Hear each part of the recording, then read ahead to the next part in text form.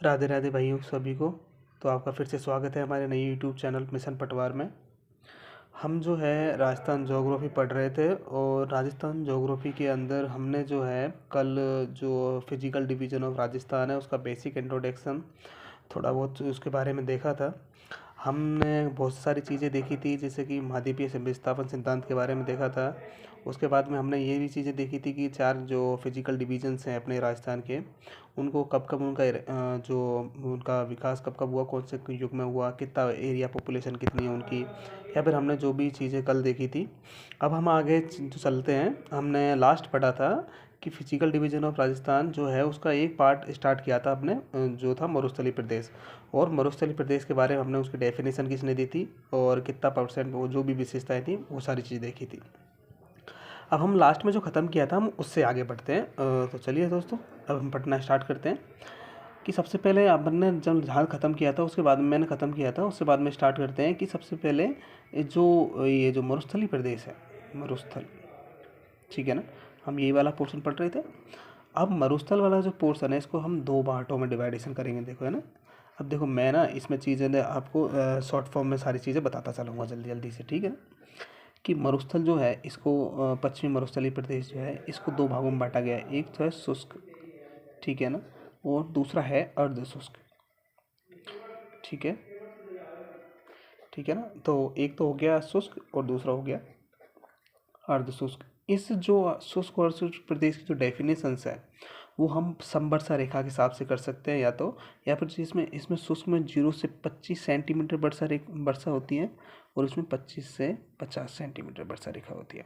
ये आपको याद होना चाहिए। लेकिन कहीं कहीं ऐसा मिलता है कि 0 से 20, तो आप अगर यहाँ 0 से 20 सेंटीमीटर मानोगे तो यहाँ 20 से 40 सेंटीमीटर, ठीक है। ये चीज़ आपको याद होनी चाहिए। दूसरी बात कि जो ये शुष्क प्रदेश है, अब इसको हम दो पार्टों में डिवाइडेशन करते हैं, ठीक है। तो ये दो पार्ट कौन कौन से हैं, पहले तो ये देखिए आप, है ना, कि एक तो जिसको बोलते हैं हम बालू का स्तूप युक्त होता है ना, एक तो जहाँ पर बालू का स्तूप पाए जाते हैं, और एक है बालू का स्तूप मुक्त प्रदेश, मुक्त प्रदेश, ठीक है ना। तो ये दो अलग अलग प्रकार के जो इनको दो प्रकारों में बांटा जा सकता है, ठीक है ना। जब ये बालू का स्तूप युक्त प्रदेश कितना है और मुक्त प्रदेश कितना है ये भी आपको याद होना चाहिए।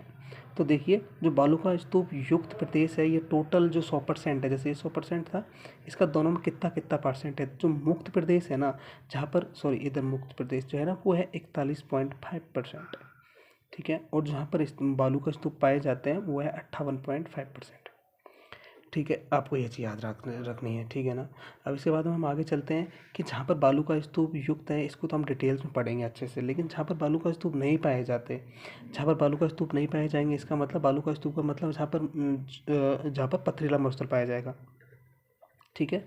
तो ये पथरीला मरुस्थल जहाँ पाया जाता है ना वहाँ बालू का स्तूप मुक्त एरिया होगा, ठीक है। अब ये पथरीला मरुस्थल कहाँ पाया जाता है तो उस चीज़ को देखते हैं कि जहाँ पर कहाँ वो रीजन है ना। और इस पथरीला मरुस्थल क्या बोला जाता है हम मादा, ये मैं आपको चीज़ें बता चुका हूँ पहले से ही, ठीक है। अब ये पथरीला मरुस्थल कहाँ पे है तो देखो जैसलमेर में है, और जैसलमेर में 3 जगह है, एक तो है पोखरण, एक है आपका रामगढ़, एक है लोहदरवा जो जैसलमेर में है, ठीक है ना। फिर उसके बाद में जोधपुर में है, और जोधपुर में एक जगह है फलोदी, ठीक है ना, और बाड़मेर में। तो 3 जगह ये ऐसी हैं, ठीक है ना, जहाँ पर बालू का स्तूप मुक्त प्रदेश है। आपको एग्जाम प्रश्न आ जाता है कि निम्न में से कहाँ पर बालू का स्तूप मुक्त प्रदेश है, उसमें कौन कौन से डिस्ट्रिक्ट्स का शामिल है। तो 3 डिस्ट्रिक्ट्स हैं, ठीक है ना, ये ज़िले शामिल है, 3 ज़िले शामिल हैं, और इनके 3 ये एरिया हैं, ठीक है ना। ये चारों एरिया को याद रखना है आपको, ठीक है ना।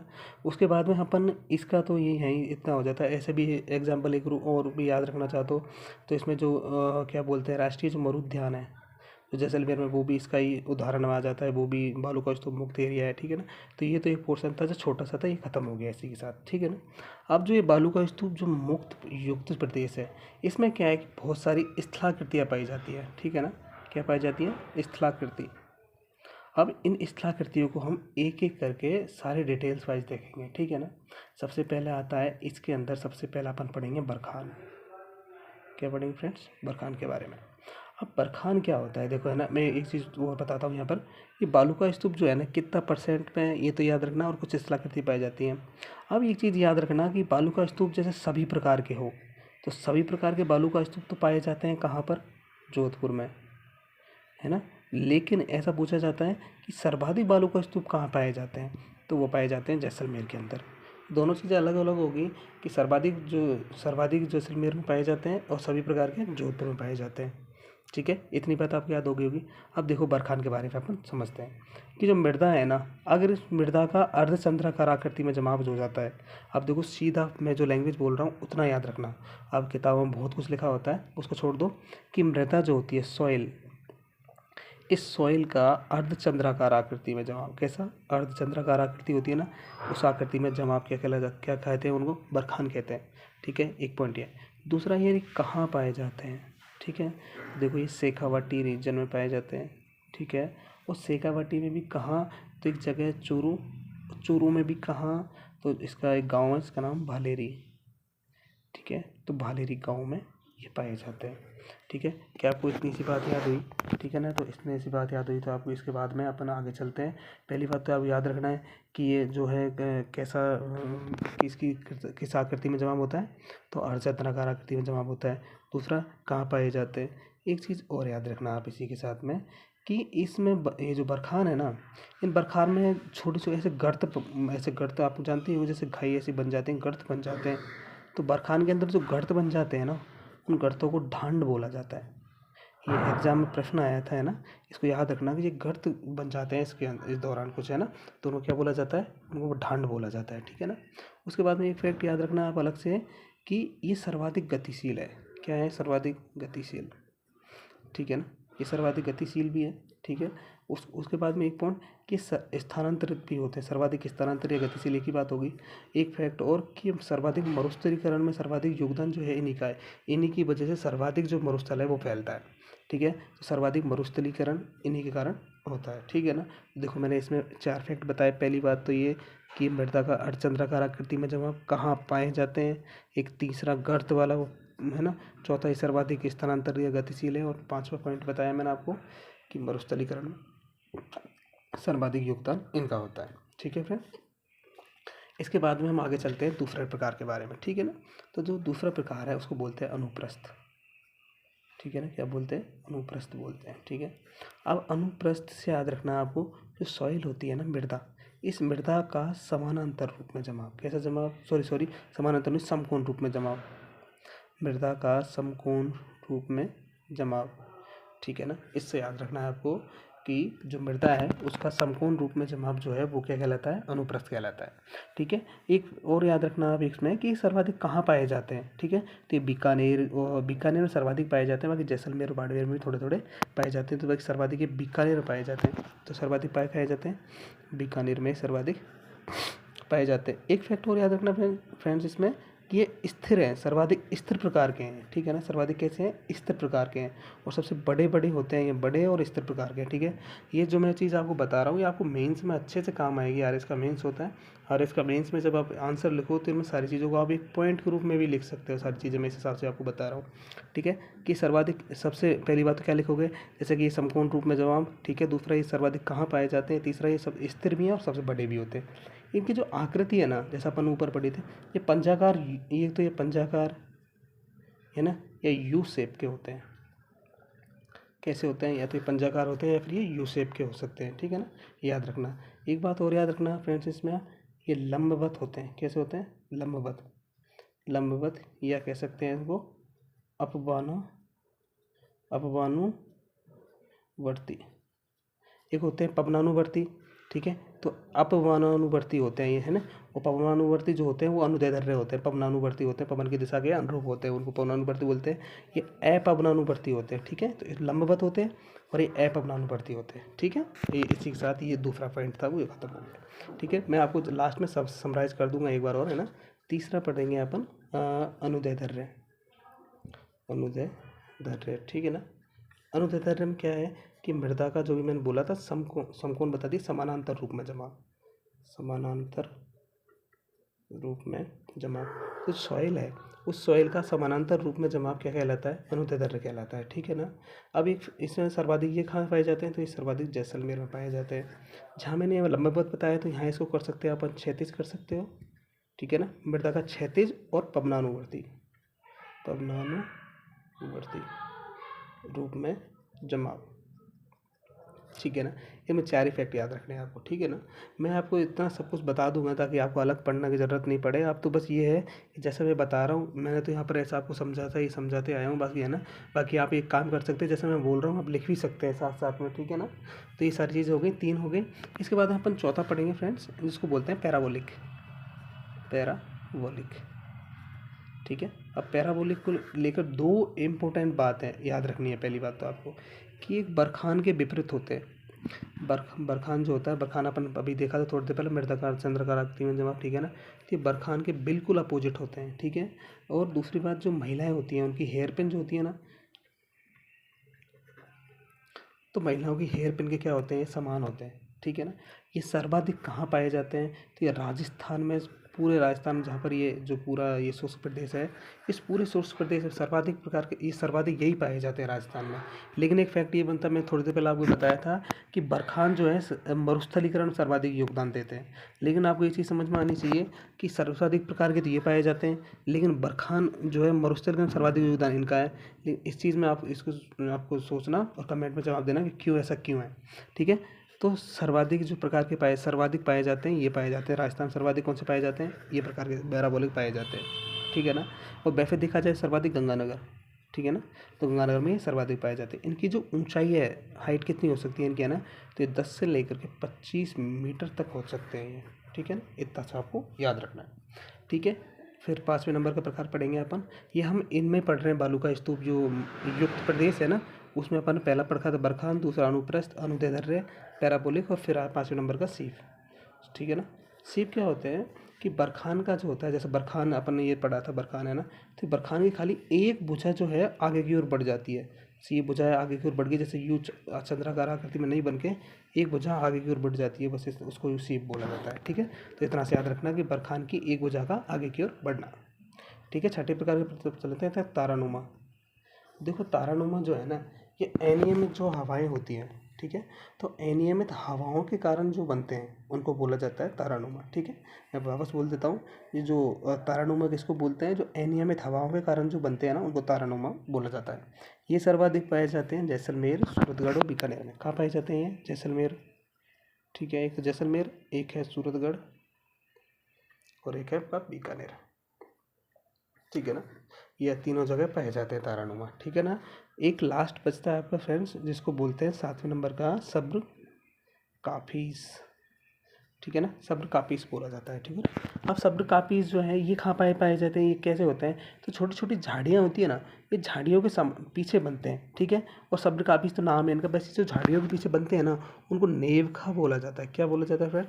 नेवखा। एग्जाम प्रश्न आ जाता है नेवखा क्या है, तो नेवखा 4 ऑप्शन दे देते हैं आपको, कोई भी चैनल है। तो आप याद रखना कि ये बरखान का प्रकार है, जो छोटी छोटी झाड़ियों के, जैसे ये झाड़ियाँ मान लेते हैं, जैसे ये झाड़ियाँ हो गई, ठीक है ना। अब इन झाड़ियों के पीछे बन जाते हैं ना ये, यहाँ उनको बोला जाता है। और ये सब कहाँ पाए जाते हैं?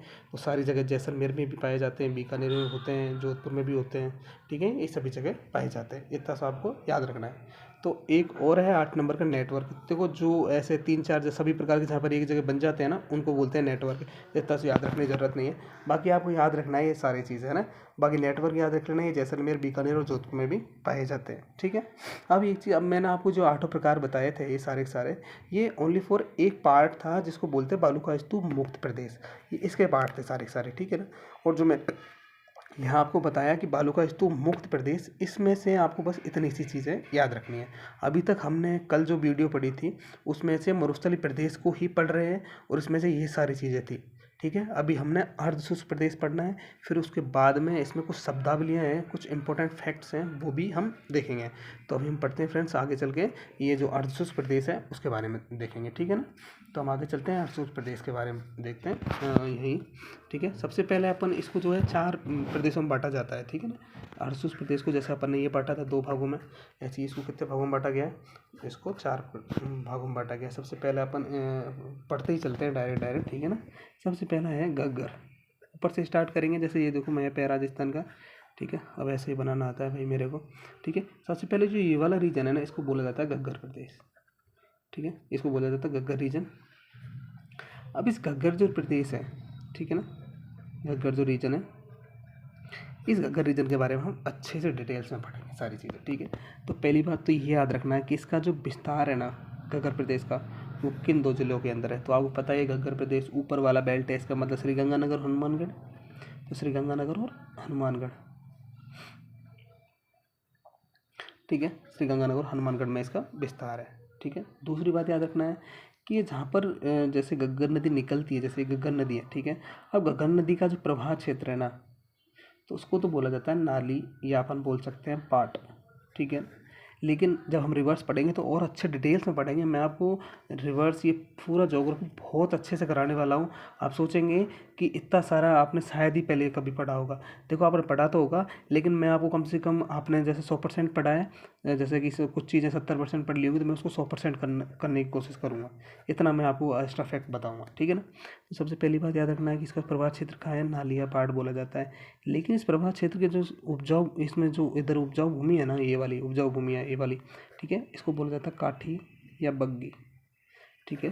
तो 3 फैक्ट है। पहली बात तो इसका विस्तार, इसके प्रभाव क्षेत्र को क्या बोला जाता है, नालिया प्रवाह, और इसके जो उपजाऊ भूमि है उसको काठी या बग्गी बोला जाता है। एक फ्रेंड, मैं एक चीज़ बताता हूँ जो हम क्लाइमेट में भी पढ़ेंगे आगे चल के, ठीक है, लेकिन आपको मैं यहीं बता देता हूँ कि ये जो गंगानगर वाला रीजन है ना, ऊपर वाला, ये हनुमानगढ़ और गंगानगर, तो आपको हनुमानगढ़ को लेकर एक फैक्ट याद रखना कि यहाँ सर्वाधिक जो आंधियाँ पाए, सर्वाधिक जो है आंधियाँ, कितनी 27 डेज आंधियाँ चलती हैं यहाँ पर, ठीक है ना। याद रखना आप इस चीज़ को, है ना।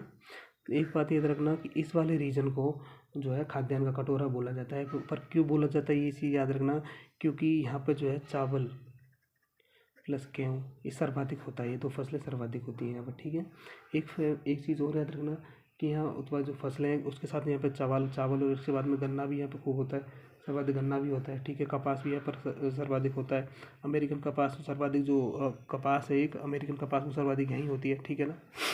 एक चीज़ और याद रखना फ्रेंड्स इसमें आप, कि इस वाले रीजन में सेम की जो समस्या है, अब आप सोचोगे कि सेम की समस्या क्या है, कि इधर क्या है, इस बार बेल्ट में जो है इंदिरा गांधी नहर जो है वो निकाली गई है इधर से, है ना। अब इसमें क्या है कि जो वाटर लेवल है वो इतना ऊपर है, तो इसके कारण दलदली युक्त भूमि और दलदली युक्त हो गई है भूमि, तो उसके कारण जो है पानी में नीचे जो है जिप्सम की परत जम जाती है, ठीक है ना। किससे परत जम जाती है, जिप्सम की। अब जिप्सम की परत जमने से नीचे जो वाटर है वो ऐसे, जैसे ये जिप्सम की परत जम गई, इससे वाटर नीचे जाता नहीं है, फिर ये ऊपर ऊपर यहीं रहता है पानी, और इसके दलदल युक्त भूमि हो जाती है। इसको बोलते हैं सैम की समस्या।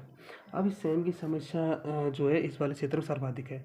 लेकिन ये ऐसा क्षेत्र पूछ लिया जाता है तो आपको याद रखना बडोपल, बडोपल एक जगह है हनुमानगढ़ और हनुमानगढ़ के अंदर, है ना। तो वहाँ पर ही सर्वाधिक सेम की समस्या पाई जाती है। और मैं एक चीज़ बताऊँ आपको, जो सेम की समस्या है इसके लिए जो एक क्या बोलते हैं, मुझे ध्यान नहीं आ रहा एक बार, हाँ, जो हॉलैंड है ना, हॉलैंड, नीदरलैंड का एक शहर हॉलैंड, उसकी शायद नीदरलैंड की सहायता से, हॉलैंड की सहायता से मान लो, ठीक है ना, हॉलैंड की सहायता से एक इंडो डच योजना, एक इंडो डच योजना चलाई जा रही है। अब ये इंडो डच योजना क्या है, इसके तहत ये है कि आपको जो यहाँ पर सेम की समस्या है, इससे बचने के लिए या इसकी सेम समस्या को कम करने के लिए यहाँ पर सफ़ेदा के पेड़ लगाए जाएंगे। सफ़ेदा को यूकोलेप्ट ऐसा कुछ नाम है, वो बोला जाता है यूकोलेप्ट, पता नहीं मेरे को नाम ध्यान नहीं आ रहा ढंग से। पर सफ़ेदा के पेड़ आप जानते होंगे, जो लंबे लंबे सफ़ेदा के पेड़ होते हैं, वो क्या करते हैं, जो ये पानी जो वाटर लेवल उसको अपने अंदर एब्जॉर्ब कर लेते हैं। सफ़ेदा के पेड़ लगाए जाएंगे इस योजना के तहत, इतना से याद रखना है आपको, ठीक है। उसके बाद में मैं एक चीज़ और बताना चाहूँगा आपको यहाँ, कि इस वाले रीजन के अंदर, घग्गर वाले रीजन के अंदर, कि कुछ ना जैसे घरों में उपयोग हेतु कुछ ऐसे जल के टाँके बनाए जाते हैं। क्या बनाए जाते हैं, जल के टाँके। छोड़ो, मैं इसको शब्दावली में बताऊँगा आपको, है ना, छोड़ दो इसको फिलहाल में। तो ये वाला घग्गर वाला रीजन था। मैंने कोशिश की है कि मैंने अच्छा बताने की कोशिश की आपको, ठीक है। तो एक रीजन इसमें सबसे पहला अपन ने घग्गर रीजन पढ़ा, इसके बाद हम दूसरा पढ़ते हैं, ठीक है। आगे चलते हैं। जो दूसरा वाला रीजन है वो उसको बोलते हैं शेखावटी, ठीक है। दूसरा अपन रीजन पढ़ेंगे, इसको बोला जाता है शेखावटी। क्या बोला जाता है, शेखावटी, ठीक है। दूसरा प्रदेश है शेखावाटी प्रदेश। आज हम ये वाला जो प्रदेश है इसको कंप्लीट करेंगे, है ना, भले थोड़ी लंबी वीडियो हो जाएगी, ठीक है। शेखावाटी रीजन। अब एक चीज़ तो आपको याद रखनी है कि जो समुद्र है अपना, इस समुद्र तल से इसकी जो ऊंचाई है ना वो 450 मीटर है। कभी कभी एग्जाम में आरएस जैसी एग्जाम के अंदर, अब तो सारी एग्जाम से कंपनी या अधीनस्थ बोर्ड भी ऐसे क्वेश्चंस पूछने लग गया है। तो आपको याद रखना है कि एक फैक्ट के रूप में, फैक्ट तो नहीं, एक कॉन्सेप्चुअल रूप से एक तथ्य दे दिया जाएगा आपको, एक लाइन दे दी जाएगी कि शेखावाटी जो प्रदेश है इसका समुद्र तल से ऊंचाई इतनी है। लेकिन अभी क्या है कि हमें क्या है कि नोट्सों में इतनी चीज़ें सारी बताई नहीं जाती, लेकिन आपको याद रखना है कि समुद्र तल से इसकी ऊंचाई कितनी है, 450 मीटर है, पहला फैक्ट। दूसरा याद रखना कि इसका विस्तार कहाँ पर है। ये आपको जिस हिसाब से मैं बता रहा हूँ ये आपको मेंस में भी काम आएंगी सारी चीज़ें, ठीक है ना। तो देखो विस्तार इसका जो है चूरू, झुंझुनू और सीकर, 3 जगह का क्या है, विस्तार है, ठीक है। तीसरा फैक्ट याद रखना है कि इसमें जो है ना, एक बार जो पूरा है ये, इसको शेखावाटी जो प्रदेश है इसको नाम किसने दिया। शेखावाटी जिसका सबसे पहले किसने प्रख्यात थी, एक व्यक्ति था जिसका नाम था WN नार्डन। उन्होंने सबसे पहले शेखावाटी शब्द का यूज किया था इन व्यक्तियों ने, ठीक है, इन जो व्यक्ति हैं इन्होंने, ठीक है। इस वाले रीजन के अंदर चौथा फैक्ट है कि इसमें जो एक अनुपजाऊ भूमि है, ठीक है ना, क्या पाई जाती है, एक अनुपजाऊ जो मृदा पाई जाती है उसको बोला जाता है बांगर। अब देखिए फ्रेंड्स, इसमें जो बांगर है ना, ये इसका पेट है ना वो चिरा हुआ बांगर है ये, ठीक है, बांगर, बागर नहीं है बांगर है। तो यहाँ पर जो अनुपजाऊ जो भूमि है उसको बोला जाता है बांगर, ठीक है। तो ये देखो 4 फैक्ट ऐसे हैं जो आपको शायद ही नॉर्मल, इनमें से 3 फैक्ट तो मुझे नहीं लगता कि आपको पता थे पहले से, जैसे समुद्र तल से ऊंचाई पता होंगे, किसी ऐसा नहीं कह रहा, लेकिन आपको ये चीज़ आप इतना एक तो लाइट नहीं लेते किस चीज़ को, है ना, तो ये फैक्ट आ जाते हैं। जैसे RS में इस साल ये वाला फैक्ट पूछ लिया था कि इस वाले रीजन में, इस वाले रीजन को, जैसे ये वाला रीजन शेखावाटी लूणीवाड़ा जो रीजन है उसको बांगर बोला जाता है। तो आपको याद रखना है कि इसमें अनुपजाऊ जो भूमि है उसको बांगर बोला जाता है। समुद्र तल से ऊंचाई कितनी है, विस्तार कितना है और परिभाषित किसने किया था, ये 4 फैक्ट हो गए, ठीक है। अब इसके बाद में हम कुछ चीज़ें इसमें अच्छे से देख रहे हैं, 5 फैक्ट और उसमें कुछ 4 ऐसे रीजन वो हैं, जगह हैं, उनके बारे में आपको याद रखना है। तो कुछ शब्दावली उनके, जैसे तोरावाटी है, ठीक है। तो जो कांतली नदी है ना, कांतली जो रिवर्स है, उस कांतली नदी के अगवा क्षेत्र को तोराबाटी बोला जाता है इस रीजन के अंदर, ठीक है ना। दूसरा फैक्ट है जिसको बोलते हैं जोहड़, ठीक है। और जोहड़ क्या है, तो जोहड़ जो कच्चे कुएं होते हैं ना उनको बोलते हैं। तो शेखावाटी में पाए जाने वाले कच्चे कुओं को क्या बोला जाता है, जोहड़ बोला जाता है। तीसरा फैक्ट आता है आपका, इसको बोला जाता है सर। अब सर क्या है, तो सर जिसको बोलते हैं जो मानसून के दौरान, मानसून ऐसे बारिश होती है तो बारिश के दौरान, जो मानसून के दौरान या बारिश के दौरान जो छोटे छोटे तालाब बन जाते हैं ना ये, ठीक है ना, ये तालाब जो बन जाते हैं छोटे छोटे है ना, इनको बोला जाता है सर। तो मानसून के दौरान बनने वाले छोटे तालाबों को क्या बोला जाता है, सर बोला जाता है। एक और शब्दावली पढ़ते हैं, बीड। तो शेखावाटी क्षेत्र में जो चारागाह भूमि होती है ना, चारागाह भूमि, इस चारागाह भूमि को अपन बीड बोला जाता है, ठीक है फ्रेंड, सॉरी। तो ये 4 फैक्ट याद रखने हैं, 4 ऐसे शब्दावली आपको याद रखनी है। एक और फैक्ट बताऊंगा कि हाँ, इस वाले रीजन में एक वो जो है कार्यक्रम चला है जिसको बोलते हैं चौहड़ विकास कार्यक्रम, चौहड़ विकास कार्यक्रम, ठीक है ना। अब इस चौहड़ विकास जो कार्यक्रम है, ये एक व्यक्ति थे जिसको बोलते हैं डॉक्टर राजेंद्र सिंह, ठीक है। डॉक्टर राजेंद्र सिंह ने एक जो है ये चलाया था, यहाँ पर क्या बोलते हैं इसको, चौहड़ विकास कार्यक्रम चलाया था। किन्होंने चलाया था, तो डॉक्टर राजेंद्र सिंह ने कौन सा कार्यक्रम चलाया था, चौहड़ विकास कार्यक्रम चलाया था। ये चीज़ें आपको अच्छे से याद रखनी है, पहली बात तो, ठीक है ना फ्रेंड। हम आगे चलते हैं,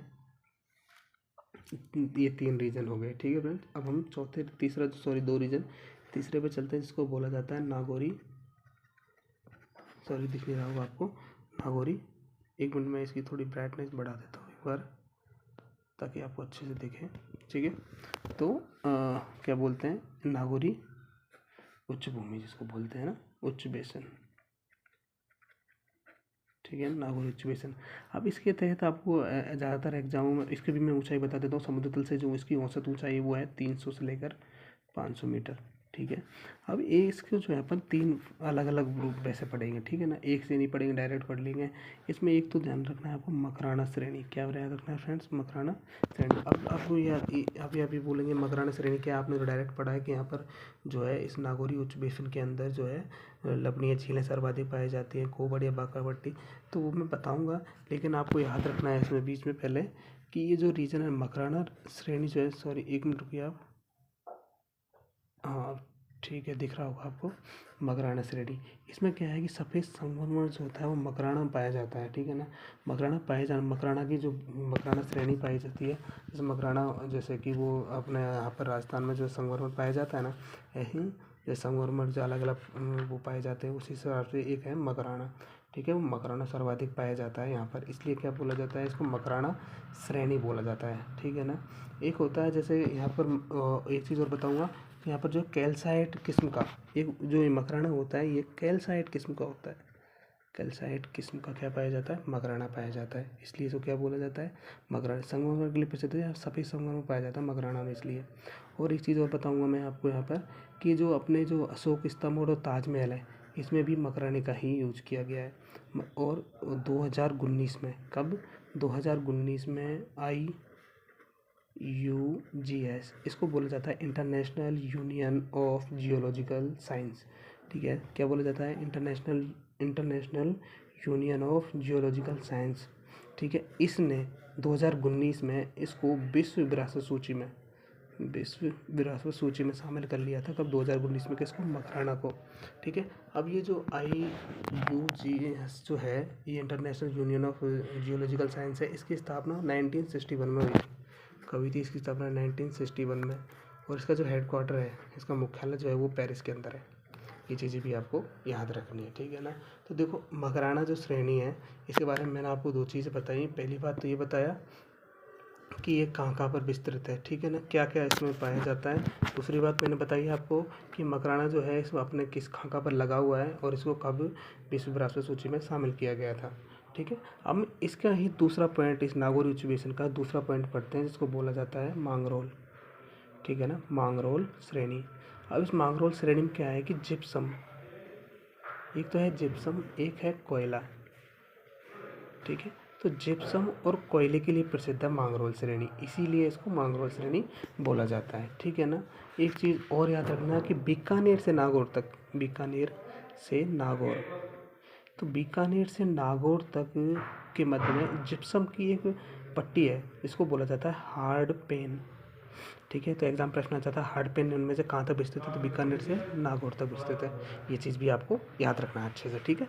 अब हम तीसरे फैक्ट पे चलते हैं, जिसको आपको याद है, जिसको बोलते थे, क्या बोलते हैं, बाका पट्टी, ठीक है ना, कुबड़, या कह सकते हैं अपन बाका पट्टी, जिसको बोला जाता है, जो कहाँ तक विस्तृत है, जायल नागौर से अजमेर तक विस्तृत है ना, जायल नागौर से अजमेर तक ये विस्तृत है। तो इसी के साथ ये जो तीसरा फैक्ट था, जिसको बोला जाता है नागौरी उच्च बेसिन, ये कंप्लीट हो गया है ना। एक मिनट रुकिए फ्रेंड्स, सॉरी फ्रेंड्स, अब आगे चलते हैं ठीक है। तो इसी के साथ ये जो तीसरा था, मैंने आपको अच्छे से बताने की कोशिश किया है सारी चीज़ें। तो ये कुंवड़ पट्टी और ये बाका पट्टी कहाँ से लेकर के है, तो जायल नागौर से लेकर के अजमेर तक है ना।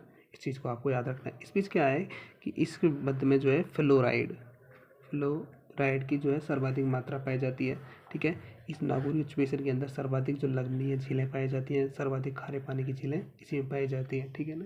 इस चीज़ को और याद रखना। इसका विस्तार कहाँ है, तो देखो नागौर, डीडवाना, कुचामन, नागौर है, डीडवाना है और एक है कुचामन, यहाँ पर इसका विस्तार है। अब एक लास्ट पोर्शन है इसी के साथ ये जो है ख़त्म हो जाएगा। एक चौथा पोर्शन और आता है इसका, जिसको बोलते हैं लूनी बेसिन। हम जो है अर्धशुष्क प्रदेश के अंदर अपन चौथा पोर्शन पढ़ रहे हैं, जिसको बोलते हैं लूनी बेसिन, ठीक है। अब इसको भी आपको अच्छे से याद रखना है। इस वाले रीजन को अपन बोलते हैं गौड़वाड़ बेसिन, ठीक है। इस चीज़ को और याद रखना आप कि इस वाले, पहली बात याद रखना है लूनी बेसिन है, तो लूनी बेसिन क्या बोला जाता है, गौड़वाड़ बेसिन बोला जाता है। इसका विस्तार है जालौर, बाड़मेर, पाली, ठीक है। जालौर, बाड़मेर, पाली और जोधपुर में भी है, थोड़ा बहुत पोर्शन इधर है ना। तो इस वाले रीजन में पाया जाता है, मेन ये है, ठीक है। यहाँ एक नेहड़ रन पाया जाता है, ठीक है ना, नेहड़ रन है एक, तो है ना। मैं आपको फैक्ट बता रहा हूँ जल्दी जल्दी, है ना। यहाँ पर जो है लवणीय झीलें या लवणीय पादप सर्वाधिक पाए जाते हैं। यहाँ पर कौन क्या पाया जाता है, लवणीय पादप। और एग्जाम प्रश्न जाता कहाँ, तो बालोतरा। जब हम रिवर्स पढ़ेंगे तो घग्गर नदी में जब पानी की अधिकता होती है तो बालोतरा में क्या आती है, बाढ़ आती है। या अपन लूनी नदी में जब अधिक होता है पानी तो बालोतरा में बाढ़ आती है। ये चीज़ हम उसमें पढ़ेंगे रिवर्स में, ठीक है। देखो इस वाले रीजन को गौड़वाड़ बेसिन बोला जाता है। कहाँ कहाँ पर इसका विस्तार है, ये है, इसमें नेहड़ रन स्थित है। चौथा पॉइंट मैंने बताया कि लवणीय पादप सर्वाधिक पाए जाते हैं जो बालोतरा में है, ठीक है। एक फैक्ट याद रखना है फ्रेंड्स अपन कि लूनी बेसिन जो है ना, ये लूनी वाला बेसिन है, इसके पूरब में काला भूरा डूंगर, ठीक है, ये काला भूरा डूंगर स्थित है, ठीक है ना। कहाँ है काला भूरा डूंगर स्थित? तो लूनी नदी के जो लूनी बेसिन है उसके पूरब में। इसी वाले रीजन के अंदर फ्रेंड्स एक चीज़ और बताऊंगा मैं आपको कि यहाँ पर एक जगह है जिसको बोलते हैं सिवाना, और एक जगह इसको बोलते हैं बालोतरा। इसमें 56 पहाड़ियाँ स्थित है, इसी वाले रीजन के अंदर है, लूनी बेसिन के अंदर। तो लूनी बेसिन में 56 की पहाड़ियाँ भी स्थित हैं। एक जगह और पड़ती है, इसको बोलते हैं पीपलूद। पीपलूद क्या बोला जाता है? राजस्थान का लघु माउंट आबू बोला जाता है पीपलूद को, ठीक है। मैं आपको ना सारी चीज़ें ना, ये चीज़ें वापस भी आगे चल के ये सारी चीज़ें अच्छे से एक्सप्लेन करूँगा। फिलहाल तो आपको लूनी बेसिन में ये सारी चीज़ें आपको याद रखनी है, ठीक है ना। उसके अलावा एक दो फैक्ट और हैं, शायद मैं कुछ चीज़ें और भूल रहा हूँ, है ना, लेकिन आपको ये चीज़ें वैसे याद रखनी है आपको, है ना। जैसा मैंने बताया आपको ये तो याद रखना ही है, लेकिन लूनी बेसिन में एक चीज़ और याद रखना है कि इस लूनी बेसिन की जो महत्वपूर्ण नहर है, ठीक है ना, वो है नर्मदा, ठीक है ना। इस चीज़ को आपको याद रखना है। सांचौर है, ऐसे एक जगह जो सांचौर लूनी बेसिन के अंदर पड़ता है ना, सांचौर, उसको बोला जाता है राजस्थान का पंजाब। तो राजस्थान का पंजाब किसको बोला जाता है? इसको क्या बोलते हैं? सांचौर को, ठीक है। एक फैक्ट और याद रखना है आप कि लूनी बेसिन के अंदर एक प्रमुख बांध है जिसको बोलते हैं जबाई बांध, ठीक है ना। तो ये लूनी बेसिन के अंदर ही आता है। और रेगिस्तान का माउंट आबू मैंने आपको बता ही दिया, ठीक है ना, बता दिया ना मैं, राजस्थान का लघु माउंट आबू जिसको पीपलूद को बोला जाता है, ठीक है फ्रेंड्स। तो ये सारी चीज़ें आपको याद रखनी है लूनी बेसिन के अंतर्गत। तो मैंने कोशिश की है कि आपको ये वाला जो रीजन है, अब तो इसकी जो ये वाला प्रदेश है, इसकी जो मेन चीज़ें थी मैंने सारी कोशिश की है आपको बताने की।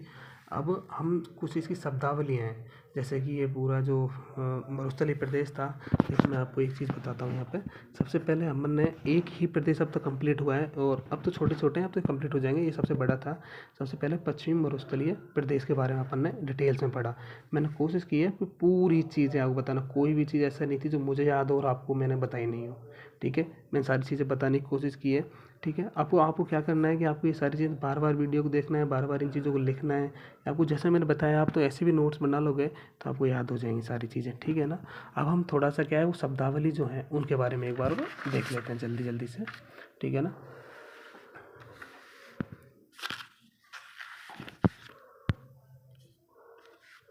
देखिए फ्रेंड्स, तो हम देखते हैं सबसे पहले पलाया। एक फैक्ट आता है जिसको बोलते हैं, अभी हम महत्वपूर्ण शब्दावली देख रहे हैं, महत्वपूर्ण शब्दावली, ठीक है। इसमें एक फैक्ट आता है जिसको बोलते हैं पलाया, ठीक है ना। पलाया किसको बोलते हैं? तो मरुस्थल के अंदर जो अस्थायी पानी की झीलें हैं ना, मरुस्थल के अंदर जो अस्थायी पानी की झीलें हैं उनको पलाया बोलते हैं। अब एक चीज़ हो रहा है तुमने, इस पलाया को क्या बोला जाता है? सैलीनाश भी बोला जाता है। क्या बोला जाता है? सैलीनाश भी बोला जाता है, ठीक है। पलाया झीलें सर्वाधिक जैसलमेर में पाई जाती हैं। कहाँ पाई जाती है सर्वाधिक? ये जैसलमेर में पाई जाती हैं, ठीक है।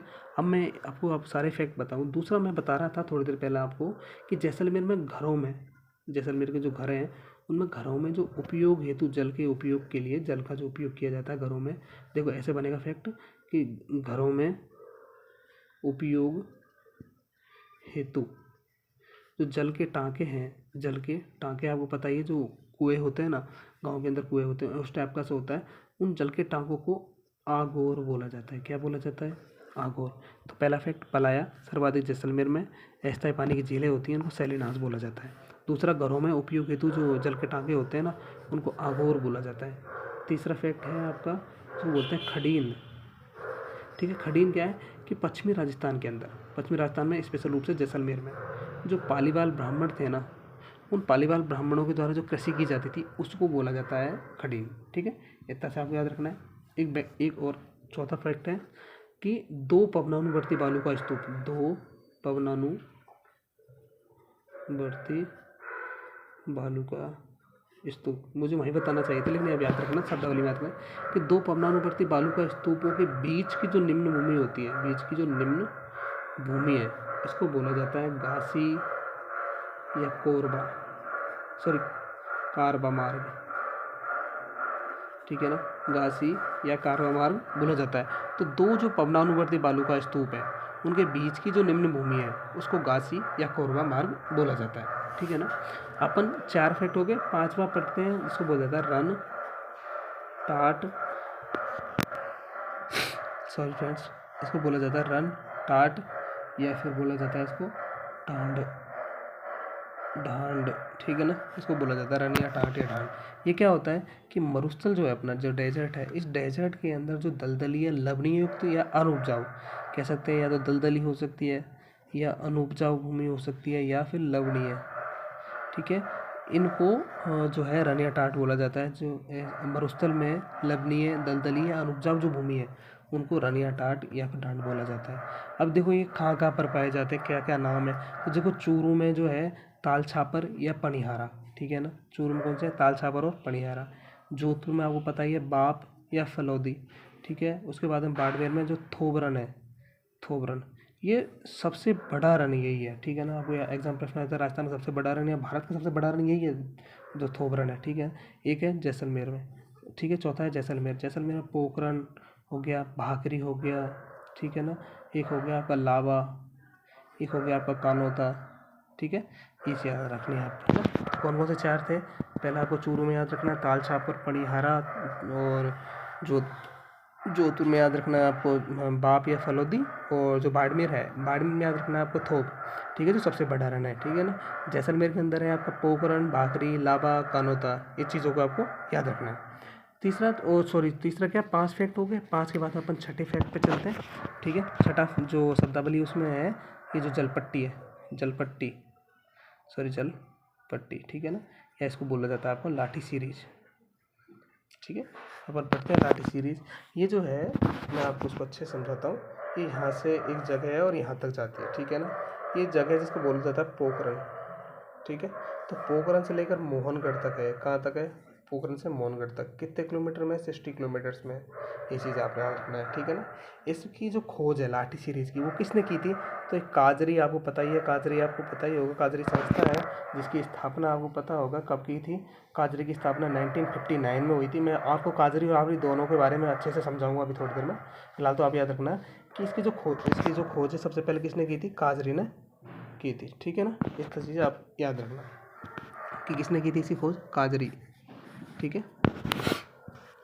काजरी ने इसकी खोज की थी कब की थी, 2007 में की थी, ठीक है। इस चीज़ आपको याद रखनी, एक मिनट रुकिए, ठीक है। इतना चीज़ आपको समझ में आनी चाहिए। पहली बात तो कितने से कहाँ से, पोखरन से लेकर मोहनगढ़ तक है, 60 किलोमीटर की है।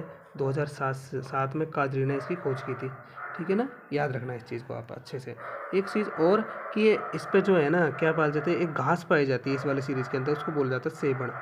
इस सेवण घास के अंदर जो गोडावन है ना, उसकी प्रजनन स्थली है, और गोडावन की प्रजनन स्थली किसमें है, यहाँ पर सेवण, इस वाले रीजन के अंदर सेवण घास के अंदर, ठीक है। गोडावन की प्रजनन स्थली भी है, ठीक है। इसको, इस गोडावन का जो वो है वैज्ञानिक नाम, वो है क्रायोटेस नाइग्रिसेटस, ठीक है ना। ये इसका वैज्ञानिक नाम है, ठीक है।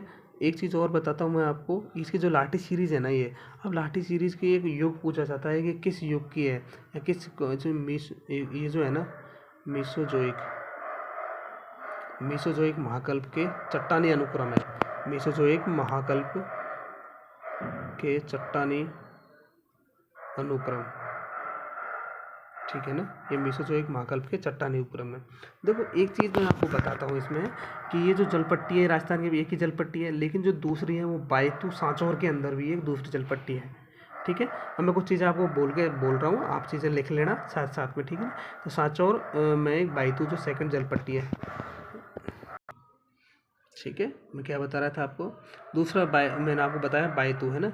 ये 6 हो गए। 7वें नंबर का अपन पढ़ेंगे बाप बोल्डर, बाप बोल्डर, ठीक है ना। बाप बोल्डर क्या है, ये हिमानी द्वारा जमा किए गए बड़े पत्थर और कंकर होते हैं, ठीक है ना। उनको बोला जाता है बाप बोल्डर। ये जो किस काल के हैं, इससे पहली बात तो याद रखना है कहाँ है, स्थित कहाँ है, तो ये फलौदी जोधपुर में है। और ये किस काल के हैं, तो कार्बोनिफेरस युग के हैं, ठीक है ना। इतना से याद रखना है। तो सब शब्दावली है, डायरेक्ट आप याद रख लेना। 8वां है जिसको बोला जाता है नखलिस्तान। अब नखलिस्तान किसको कहते हैं, ठीक है, इसको थोड़ा समझना। नखलिस्तान बोलते हैं जैसे ये कोई मरुस्थल था, ठीक है। अब मरुस्थल के अंदर एक कोई जल बेसिन है, ठीक है। अब मरुस्थल के जल बेसिन के चारों तरफ क्या है कि कुछ हरियाली विकसित हो जाती है, ठीक है ना। जैसे ये हरियाली विकसित होगी चारों बगल, ठीक है, बना देता हूँ हार्ट, ठीक है। तो तो ये जो है ना, इसके चारों तरफ क्या है, हरियाली विकसित होगी। ठीक है, अब जो ये हरियाली विकसित हो गई है ना, ये वनस्पति जो भी विकसित हुई है जल बेसिन के अंदर, इसी को बोला जाता है नखलिस्तान। तो मरुस्थल में जहाँ जल बेसिन पाए जाते हैं वहाँ वनस्पति उग जाती है, उसको बोला जाता है नखलिस्तान। जैसे एग्जाम्पल, नखलिस्तान का एग्जाम्पल याद रखना हो आपको, तो जैसे कोलायत झील है बीकानेर के अंदर, कोलायत झील हो गई बीकानेर में, जैसे गजनेर झील हो गई, गढ़सीसर झील हो गई जैसलमेर की, ये जो झीलें हैं ये एक नखलिस्तान का ही उदाहरण है।